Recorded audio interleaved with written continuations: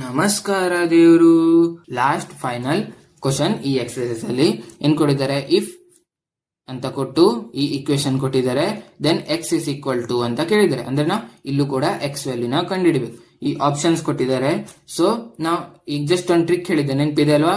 ಆ ಟ್ರಿಕ್ ಮೂಲಕ ನೋಡೋಣ. ಇಲ್ಲಿ ನೋಡಿ, ಇಲ್ಲಿ ಎಕ್ಸ್ ಇದೆ, ಆಪೋಸಿಟ್ ಅಲ್ಲಿ ಇದೆ. ಆಪೋಸಿಟ್ ಅಲ್ಲಿ ಇರೋದ್ರಿಂದ ಇದು ಎಕ್ಸ್ ಸ್ಕ್ವೇರ್ ಬರೋ ಚಾನ್ಸ್ ಇದೆ. ಎಕ್ಸ್ ಸ್ಕ್ವೇರ್ ಅಂದ್ರೆ ಪ್ಲಸ್ ಆರ್ ಮೈನಸ್ ಆಗಿರುತ್ತೆ. ಸೊ ನಮ್ ಅಸಂಪ್ಷನ್ ಪ್ರಕಾರ ಒಂದು ಪ್ಲಸ್ ಆರ್ ಮೈನಸ್ ಆಗಿರ್ಬೇಕು.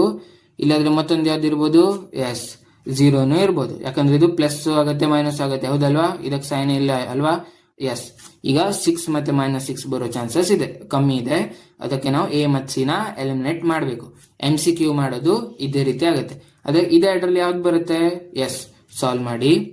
ಮತ್ತೆ ಎಕ್ಸಾಮ್ ಅಲ್ಲಿ MCQಗೆ ಟೈಮ್ ಇದ್ರೆ ಇದನ್ನ ಸಾಲ್ವ್ ಮಾಡಿ ನೋಡಿ. ಡೈರೆಕ್ಟ್ ಗೆ ಅಂದಾಜರಲ್ಲಿ ಹಾಕ್ಲಿಕ್ಕೆ ಹೋಗ್ಬೇಡಿ. ಈಗ ಇದನ್ನ ಸಾಲ್ವ್ ಮಾಡೋಣ. ಎಸ್, ಎಕ್ಸ್ ಇಂಟು ಎಕ್ಸ್, ಹೌದಲ್ವಾ? Plus minus. Next 2 into minus 2 into 18 is equal to 6 into 6 minus 2 into 18. ಆಯ್ತಾ?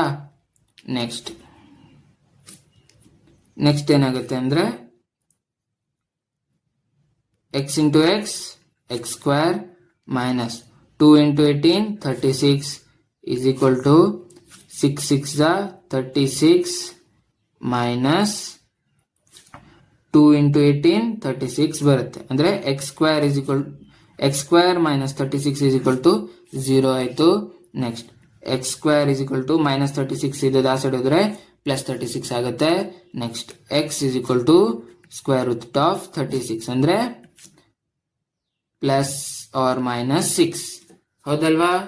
ಯಾಕಂದ್ರೆ 36 ಅನ್ನ ಇಲ್ಲೂ ಕೂಡ ಬರಿಬಹುದು, ಪ್ಲಸ್ ಆರ್ ಮೈನಸ್ ರೂಟ್ 36 ಅಂತ ಬರಿಬಹುದು.